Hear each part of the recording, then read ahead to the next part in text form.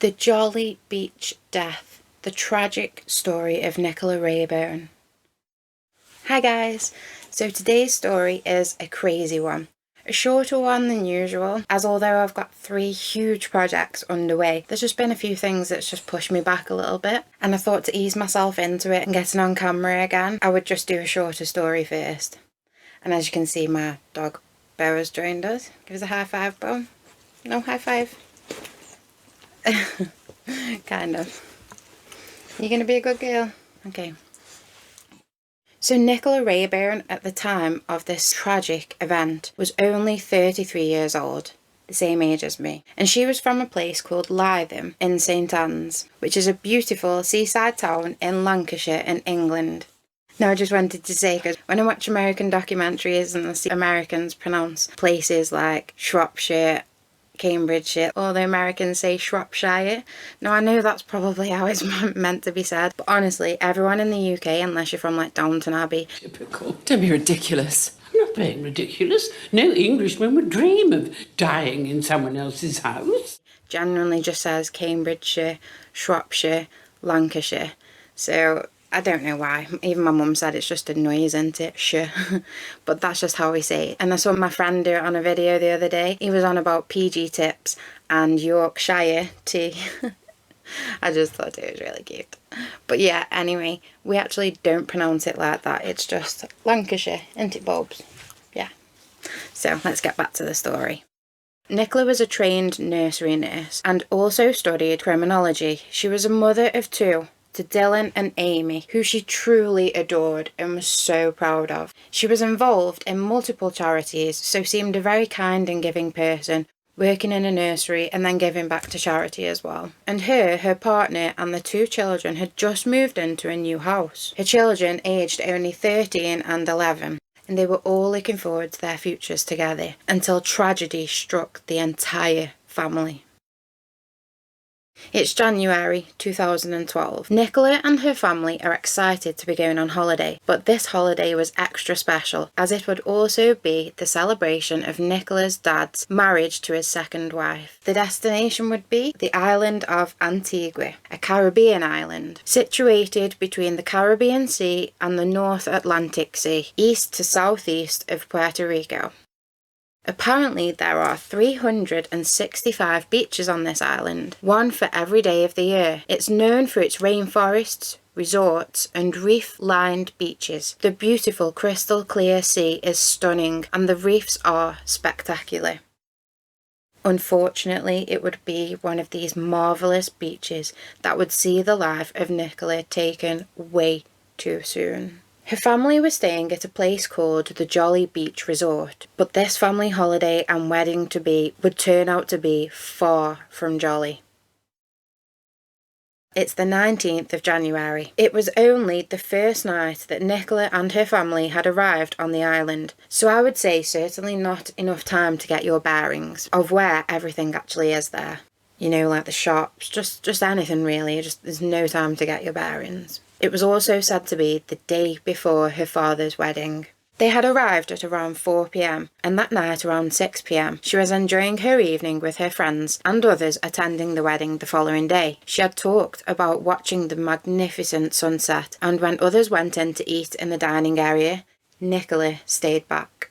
Perhaps nervous for the next day, she decided not to eat with the other guests, but to instead do as she spoke about and go and watch the sunset on the beautiful Jolly Beach.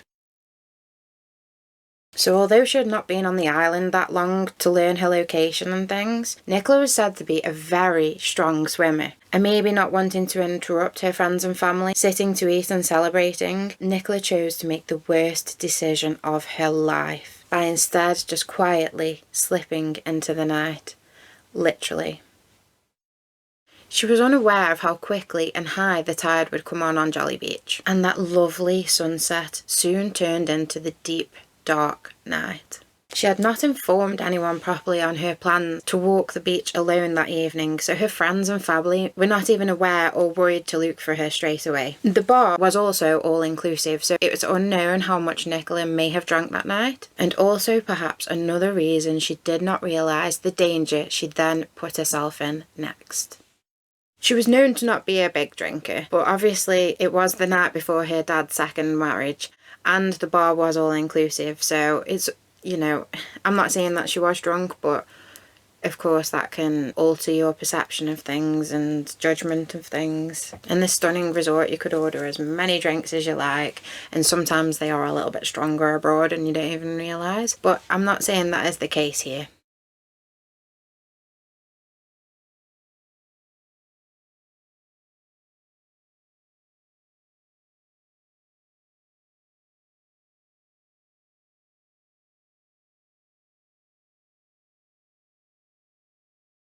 Then at some point Nicola had decided to walk up towards the beach and watch that gorgeous Caribbean sunset, leaving her sandals and her phone behind. So clearly she was only planning on a short walk, and to probably be back before dark and just watch the sun setting and return. Leaving both her shoes and her phone behind gives to me that feeling of an imminent return, or you know, that she wouldn't be long.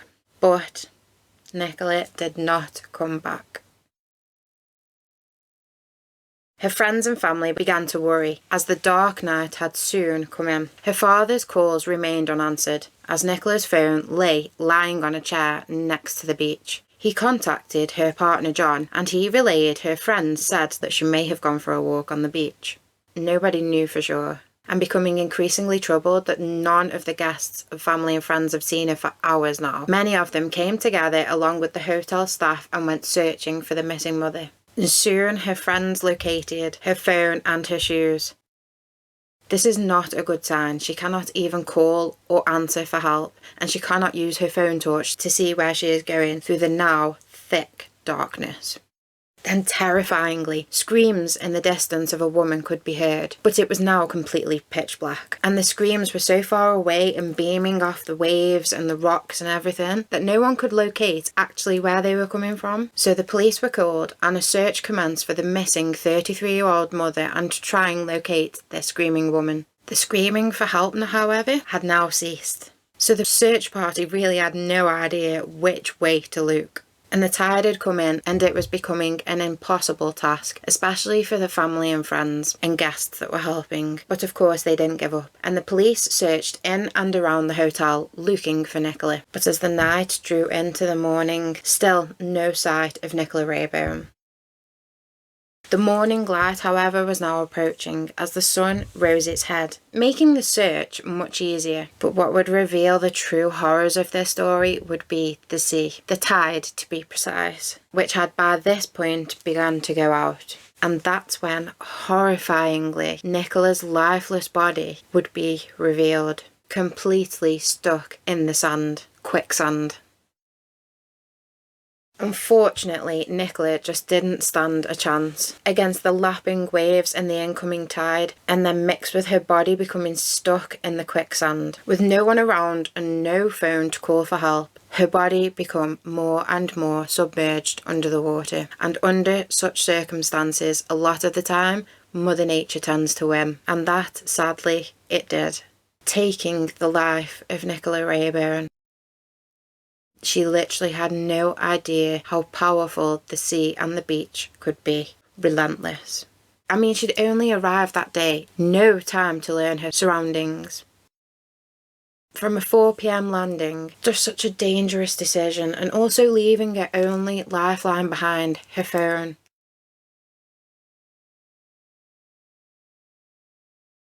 Such a sudden and sad story. I mean, the very next day she was due to see her father get married, but instead he would be informed that her body was found stuck on the jolly, not so jolly beach. Just how awful and tragic for everyone, especially her 2 children, Dylan and Amy. My heart goes out to everyone and all of her loved ones.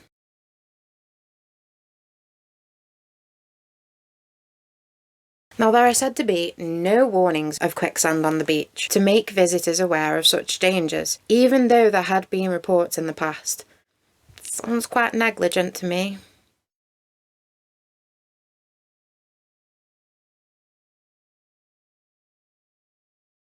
The beach sloped down towards the water, so as the tide was out, it did seem much bigger, as it would. But then, as Nicola would have walked further along the beach, which is really not wide anyway, by the way, all of the beaches on this island seem to be really thin, a lot going around the edges. I'll put up a few pictures to show you how thin some of these beaches are, so you can picture that when the tide is in and out, just how the difference of how much space you've got. And then you've got the light fading, making it much harder to judge, especially with her footing. She at some point just stepped into an area of quicksand and became completely stuck in it.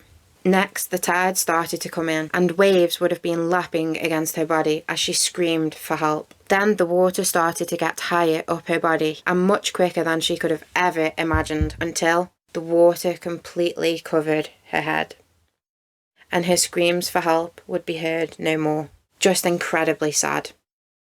The coroner, Anne Hind, said how it was frightening how quickly it all happened. She just took a stroll along the beach and got into difficulties with quicksand, and how it was easy to sink into deep sand. Also, that the tide that night was very rough and high. Something else you may not think about when you're going on holiday, enjoying a beach sunset. Always be aware of your surroundings, how far you have come and how far you have got to go back. I'm always like that because I can't walk very far, so I'm always really like, how do I get back, you know? So you should always think that way. Like, even where places where I know where I am, I always think, how close is the car? Like, how far have I got to walk? So you should definitely think about that when you're abroad in a different country and you do not know how far away things are and how quick that tide can change. Because before you know it, that tide can swoosh in and completely ruin everything, even taking your life, as this story shows. So a stark reminder to always get your bearings in another country, or wherever you are really. To be aware of the tide and the light fading, and to never walk a beach alone at night. Also, inform others of what you are doing. So what if they're sitting down, eating, enjoying their food, and you may not want to bother them? But this is the worst feeling, knowing that you could help somebody if they had just told you which way they had gone. I feel terribly sad for Nicola's family. Her 2 children losing their mummy so suddenly, and on holiday too. And her father to hear such news on what should have been his wedding day. Just tragic. Always tell your loved ones where you are going, guys. Tell somebody, whatever the situation is. Even you don't want to bother them, so what? Tell somebody where you are going. That is the message of this video. And also, always be aware of your surroundings. Because not only is the world full of bad people, but as this story shows, Mother Nature can be just as evil and cruel and even more unforgiving.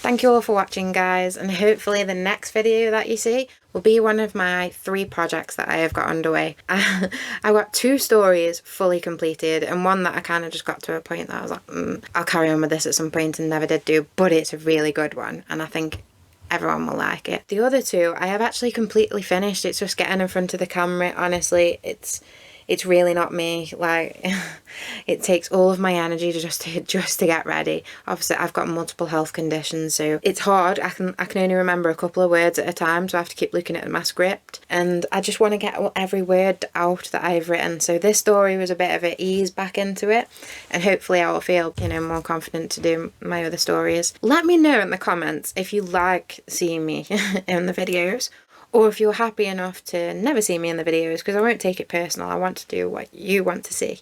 But half of the time, if you do see me in the videos, it's probably also because I don't have enough footage and pictures to fill the entire episode. So yeah, just let me know what you think about seeing the pit. I think sometimes it's nice to know who's actually telling you the story. So hi, I'm telling you the story. And if you enjoyed this episode and would like to see more true crime and murder and crazy stories like this, please like, comment and subscribe to my channel. I have many more episodes for you to browse through, and many more to come hopefully. I just needed to take a little break. A few things happened. I got a little strike on my account and I was really confused about what I had done, and it really upset me and put me pretty depressed actually, along with everything else I have to deal with. But I am so glad that I am back here doing a video. Please let me know if you enjoyed this one. It really means a lot to me that you guys are here. And honestly, thanks again for being here. You are all little legends, and I appreciate every one of you. Until next time, Random Jam, signing out.